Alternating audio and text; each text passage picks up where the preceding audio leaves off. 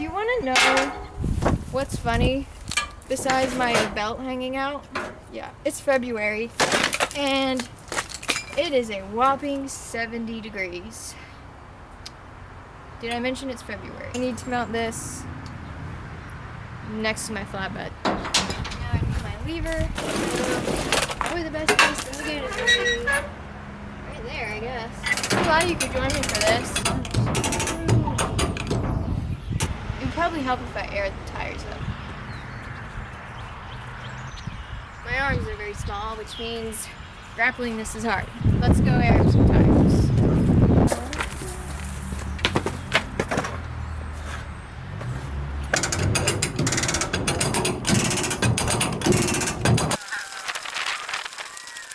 That's locked up. Oh yeah, that does not sound good. Okay, option B. Not going in the direction I want it to. This ain't cutting it. Before anyone says anything about the fact that I'm using vice grips and not a pair, I could get a wrench. I could, I'll be honest. But I don't have a crescent wrench because all my tools are at work. Which leads me to this situation. I have some really beautiful liquid penetrant right here. It is dated. It is old. And let me tell you, it is a beautiful thing. Oh yeah, there she comes. I'm not using the proper tools. I will agree with you.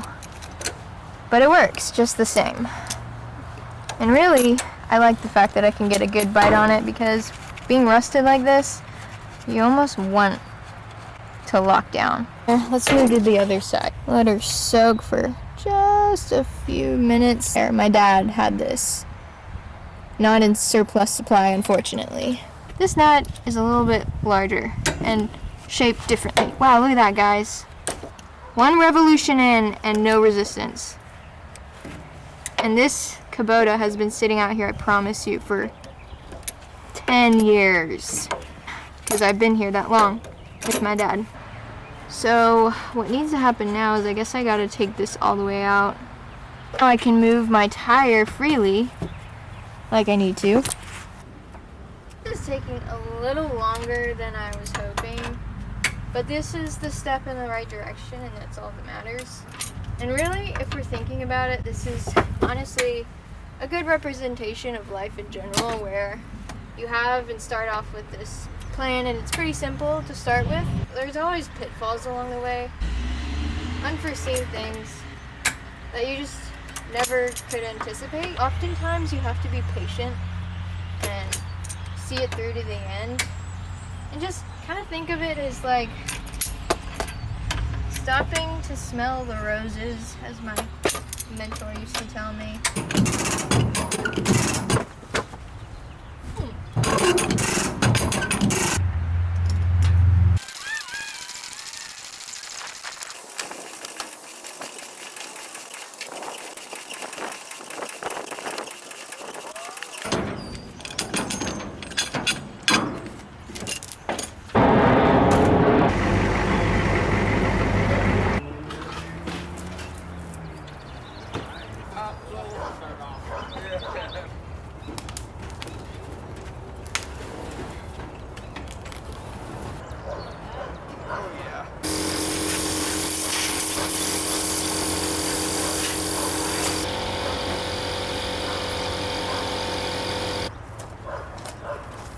Welcome to my kitchen. Let's cut this. You've seen enough. We are in Operation Remove This Jeep mode.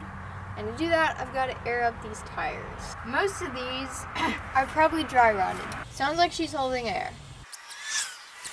If you're ever wondering how much air a tire is supposed to hold, look for the letters PSI on the outside parameter of this tire. And right next to that PSI, there will be a number. And that number signifies the tire pressure that is specified to this size. So I'm going to look here. This one is rated at 35 PSI.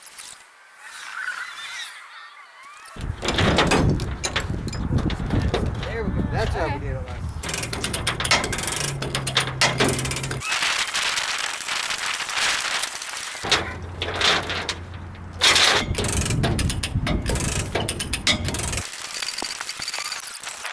Okay, she's ready now.